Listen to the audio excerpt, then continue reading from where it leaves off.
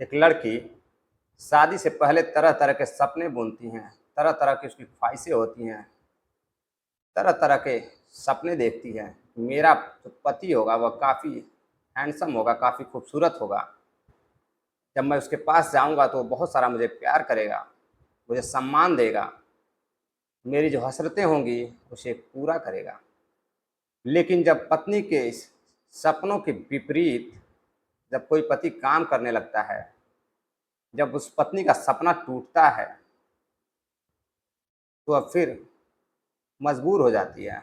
जब वह मजबूर हो जाती है तो वह कुछ भी करने को तैयार हो जाती है। आज की जो कहानी है कुछ ऐसी ही है। नमस्कार, प्रणाम। मैं आपका अपना दोस्त विशु राय स्वागत करता हूं आप सभी का विशु वारदात तक के एक और नई कहानी में। कहानी शुरू करें उससे पहले अगर आप लोग चैनल पर नए हैं तो चैनल को सब्सक्राइब करें, वीडियो को लाइक करें, वीडियो को अपने अजीज दोस्तों रिश्तेदारों में शेयर करें ताकि ज़्यादा से ज़्यादा लोग जागरूक हो सकें और हमारे विश्व वारदात तक के परिवार में जुड़ सकें। यकीन मानिए, जब आप चैनल को सब्सक्राइब करते हैं, वीडियो को लाइक करते हैं और कमेंट करते हैं, तो मोटिवेशन मिलता है हमें, तो कोई और नहीं दे सकता। आपका प्यार, आशीर्वाद सबसे बड़ा मोटिवेशन है हमारे लिए। खैर, कहानी शुरू करते हैं। कहानी है आगरा के सिकंदराबाद थाना पनवारी के गांव की। एक गांव में एक लड़का रहता है, सुहनवीर, जो पढ़ने लिखने में काफ़ी तेज तर्रा रहता है। वह पास के ही एक डिग्री कॉलेज में बीए फर्स्ट ईयर का छात्र रहता है। उसी कॉलेज में एक लड़की होती है जिसका नाम चंचल रहता है। वह भी बीए फर्स्ट ईयर की ही छात्रा होती है और वह जैसा नाम चंचल वैसा ही उसका स्वभाव होता है। चंचल और सुहनवीर एक ही क्लास में पढ़ते थे, इसलिए एक दूसरे को काफ़ी अच्छी तरह से जानते थे। सुहनवीर जब शाम को घर लौटता है तो वह देखता है कि उसके घर कुछ लोग आए हुए हैं। वह अंदर जाकर अपने माँ से पूछता है कि माँ, ये कौन लोग हैं? तो माँ बताती है कि बेटा, तुम्हारे शादी का रिश्ता लेकर कुछ लोग आए हुए हैं। तो वह समझ नहीं पाता है, कहता माँ मुझे अभी शादी नहीं करनी है, अभी मेरी पढ़ने की उम्र है। तो माँ हंसते हुए बोलती है, अब क्या तुम बुढ़ापे में शादी करोगे? 30 साल तुम्हारी एज होने जा रही है। सुहनवीर और उनके माँ के बीच हंसी मजाक चलता है और जो रिश्ता लेकर आए होते हैं वह कोई और नहीं होता बल्कि चंचल के पिताजी होते हैं। चंचल के पिताजी देखते हैं कि लड़का काफ़ी स्मार्ट है, काफ़ी तेज तर्रार लग रहा है, चमकता हुआ चेहरा। काफ़ी खुश होते हैं और शादी की बात होने लगती है। चंचल के पिताजी लड़के का एक फ़ोटो मांगते हैं और फ़ोटो को लेकर अपने घर चले जाते हैं। घर जाते हैं तो वह चंचल को बुलाते हैं और चंचल से कहते हैं कि तुम्हारे लिए एक रिश्ता आया है, लड़के का फ़ोटो है, आकर फ़ोटो को देख लो, अगर लड़का पसंद हो तो बात आगे बढ़े। चंचल जैसे ही लड़के के फ़ोटो को देखती हैं तो मुस्कुराने लगती हैं, क्योंकि वह कोई और नहीं सुहनवीर होता है जो उनका क्लासमेट होता है। दोनों एक दूसरे को अच्छी तरह से जानते थे और कहीं ना कहीं एक दूसरे को मन ही मन चाहने भी लगे थे। चंचल मुस्कुराते हुए कहती है, पापा मुझे लड़का पसंद है। बात आगे बढ़ती है। दूसरे दिन जब दोनों कॉलेज जाते हैं तो एक दूसरे को देखकर मुस्कुराने लगते हैं। जो उन दोनों की आंखों में चमक होती है वह देखने लायक होती है। मुस्कुराते हुए सुहनवीर बोलता है, चंचल बहुत जल्दी आप आ गई। तो चंचल बोलती है, हाँ आप भी तो जल्दी ही आ गए। दोपहर का समय होता है, दोनों कैंटीन में जाते हैं कुछ खाने के लिए। दोनों एक पास बैठते हैं और बातचीत करने लगते हैं। तो सुहनवीर कहता है कि आपके पिताजी मेरे घर आए थे आपका रिश्ता लेकर, मैंने हाँ कर दिया है, आपको कोई एतराज़ तो नहीं है? तो अब बोलती है, मुझे कोई एतराज़ नहीं है, अगर आपको कोई एतराज़ हो तो आप बता सकते हैं। सुहनवीर बोलता है, नहीं, मुझे इससे बड़ी खुशी क्या होगी कि आपसे मेरी शादी हो रही है। वह बोलती है, क्यों, तुम मुझे प्यार करते हो क्या? सोहनवीर बोलता है, हाँ मैं तुम्हें मन ही मन चाहने लगा था। यही बात चंचल भी सोहनवीर से कहती है। दोनों प्यार के भंवर में डूबने लगते हैं। जैसे ही शाम को 4 बजता है, स्कूल की छुट्टी होती है, सॉरी कॉलेज की छुट्टी होती है, दोनों अपने अपने घरों को जाते हैं। एक दूसरे का नंबर आदान प्रदान हो गया रहता है। दोनों फ़ोन पे बातचीत करते हैं। दोनों परिवार वाले काफ़ी खुश रहते हैं शादी को लेकर। शादी नज़दीक आ जाती है। दोनों एक दिन शॉपिंग मॉल में जाते हैं और साथ में जो दूल्हे दुल्हन का जोड़ा होता है, जो सेट होता है, वह एक ही कलर का दोनों पसंद करते हैं। उसके बाद शाम को दोनों घर चले आते हैं। जब शाम को घर चले आते हैं तो उनके पिताजी कहते हैं, कैसी रही शॉपिंग? तो सोहनवीर मुस्कुराते हुए बोलता है कि काफ़ी अच्छी रही। कुछ दिनों बाद जब सोहनवीर बारात लेकर जाते हैं तो चंचल फ़ोन करती हैं। सोहनवीर से मुस्कुराते हुए बोलती हैं, बारात कहाँ तक पहुँची है? तभी सोहनवीर बोलता है, बस तुम्हारे दरवाजे पे पहुँचने वाला हूँ, वरमाला लेकर तैयार रहो। शादी बीत जाती है। दूसरे दिन सोहनवीर अपनी दुल्हन को लेकर काफ़ी खुश मस्त अंदाज में लेकर अपने घर आता है। दोनों एक दूसरे के साथ खुश रहते हैं। कुछ दिन बाद दोनों शिमला हनीमून के लिए चले जाते हैं। हनीमून पे बहुत सारी बातें होती हैं, घूमते फिरते हैं, घर आते हैं। एक दिन सोहनवीर जॉब की तलाश में घर से बाहर जाता है और जब शाम को लौटता है तो घर आकर चंचल को बताता है कि मुझे 10,000 रुपये पे एक जॉब लगी है। चंचल कहती है, 10,000 में आजकल क्या होगा? वह कहता है, कोई बात नहीं, धीरे धीरे सैलरी बढ़ेगी, नहीं तो मैं दूसरा जॉब ढूंढ लूँगा। कुछ दिन बाद चंचल सोहनवीर से एक लिस्ट तैयार की रही होती हैं। चंचल सोहनवीर को थमा देती हैं, मुझे यह सामान चाहिए, साजो सामान है उनका, जो औरत का सामान होता है सजने संवरने का, वो सारी लिस्ट में रहता है। सोहनवीर लेकर आते हैं, देखते हैं कि सामान काफ़ी महंगा रहता है। सोचने लगते हैं कि वाकई में 10,000 में तो काम नहीं चलेगा। ऐसे ही दूसरे दिन जब वह जॉब से घर आते हैं, चंचल रसोई से पानी लेकर आती हैं, उनको पानी देती हैं। जैसे वह पानी पीते हैं, फिर चंचल एक लिस्ट किराने का थमा देती हैं, जो घर का सामान होता है, बोलती हैं किराने की दुकान से लेते आइए। अब उनके पास पैसे नहीं होते हैं। सोहनवीर सोचने लगते हैं कि ऐसे काम नहीं चलेगा। अब वह जाते हैं किराने की दुकान से उधार सामान लेकर चले आते हैं। किसी तरह खींचते हुए सोहनवीर अपने परिवार को लेकर चल रहे थे, लेकिन एक दोस्त के साथ एक दिन बैठते हैं, बात करने लगते हैं तो वो कहते हैं, यार बहुत टेंशन हो रही है, मेरी स्थिति खराब हो रही है, 10,000 में काम नहीं चल रहा है, मेरा दिमाग काम नहीं कर रहा है। तो जो दोस्त होता है वह कहता है, आओ मैं तुम्हारी टेंशन दूर करता हूँ, और वह एक दारू के ठेके पर ले जाता है और उसे दारू पिला देता है। सोहन मना करता है लेकिन वह दोस्त नहीं मानता है। सोहनवीर जब घर आता है, चंचल रोज की तरह पानी लेकर आती है और जब पानी देती हैं, चंचल से पूछती हैं, आज कुछ तुम परेशान लग रहे हो? सॉरी, सोहनवीर से पूछती है, तुम आज परेशान लग रहे हो? सोहनवीर कहता है कि हाँ मैं कुछ परेशान हूँ। तभी उसके मुंह से बदबू आती है और चंचल कहती है कि आज तुम दारू पी कर आए हो। सोहनवीर बहाने मारने की कोशिश करता है लेकिन चंचल काफ़ी तेज तर्रार रहती है, समझ जाती हैं। उस सोहनवीर का हाथ पकड़ती है, अपने सर पे रखती हैं और कसम खिलाती हैं कि आज के बाद तुम शराब नहीं पीओगे, हाथ नहीं लगाओगे। सोहनवीर भी रोज कसम खा लेता है, मैं आज के बाद दारू को हाथ नहीं लगाऊंगा, ऐसे लोगों के साथ नहीं जाऊंगा। दूसरे दिन जब फिर सोहनवीर आता है तो फिर दारू के नशे में आता है, शराब के नशे में आता है। चंचल देखकर चिढ़ने लगती हैं। दोनों के बीच लड़ाई झगड़ा होना शुरू हो जाता है, काफ़ी सारी बातें होती हैं। तीसरे दिन फिर जब सोहनवीर आता है, यही काम करता है, चंचल परेशान हो जाती है। सुबह जब वह जा रहा होता है तो कहता है कि तुम्हारे पास जो गहने हैं वह गहने मुझे दे दो, उसको एक दुकान पर रख कर मैं कुछ पैसे लेके आऊँगा, उसके बाद जब मेरी पेमेंट आएगी तो मैं उसको छुड़ा लूँगा। वो अपने गहने भी दे देती है और गहने बेचकर फिर दारू पीकर आ जाता है। इस बात से दोनों के बीच काफ़ी लड़ाई झगड़े होते हैं। काफ़ी लोगों से सुहनवीर उधार भी ले चुका होता है। एक दिन जब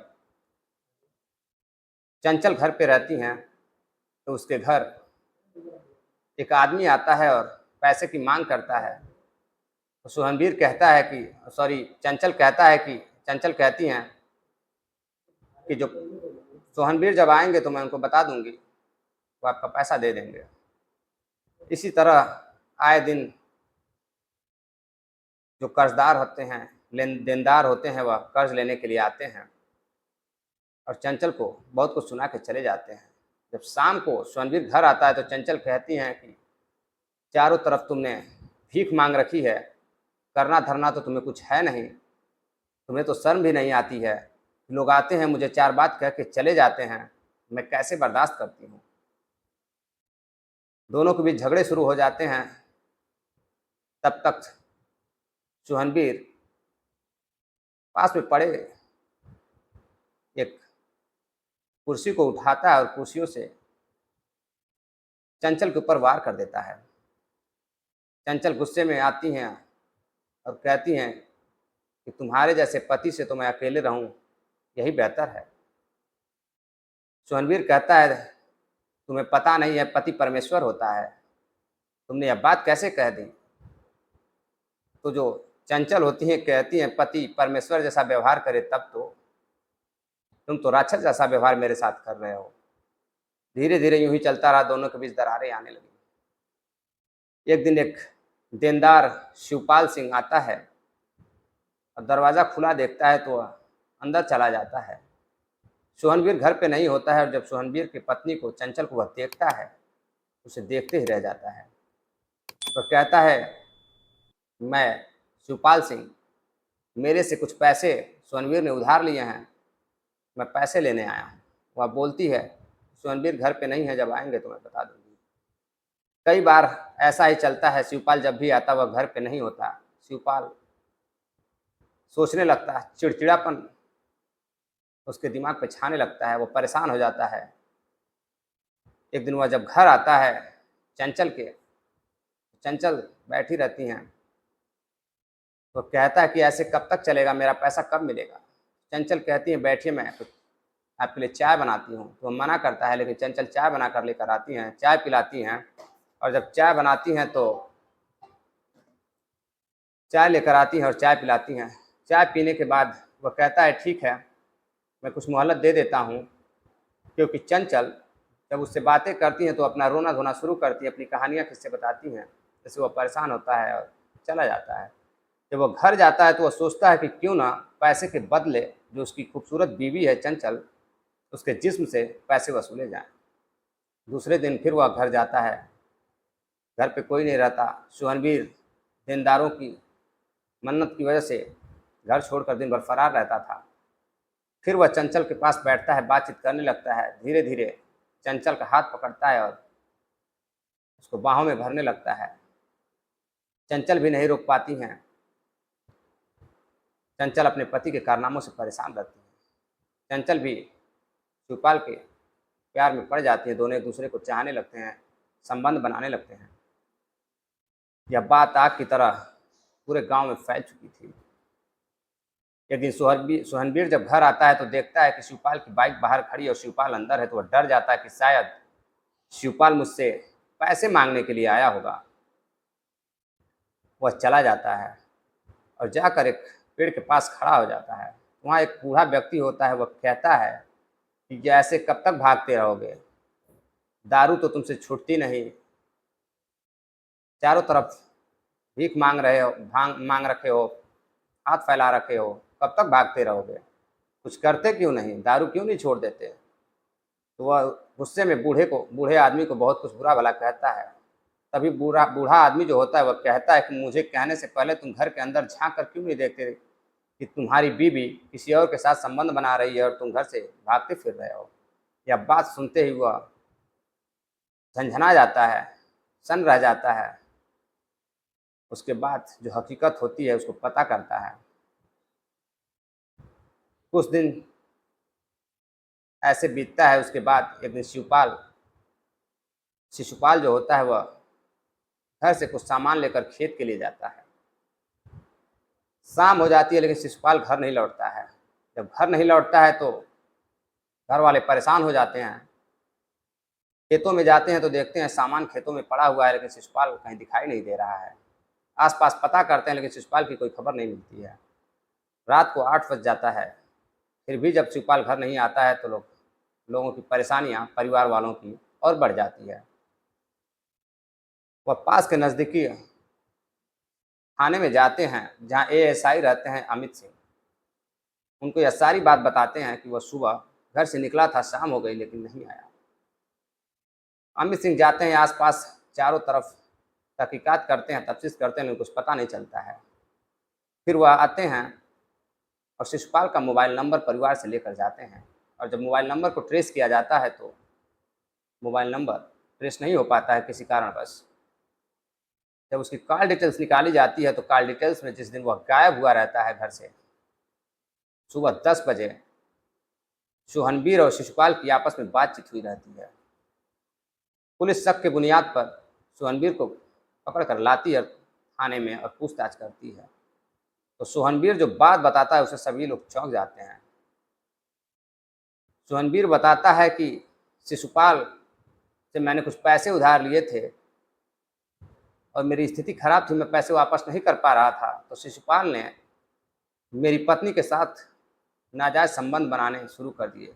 नाजायज़ रिश्ते थे जिसको मैं बर्दाश्त नहीं कर सका, और मैं शिशुपाल को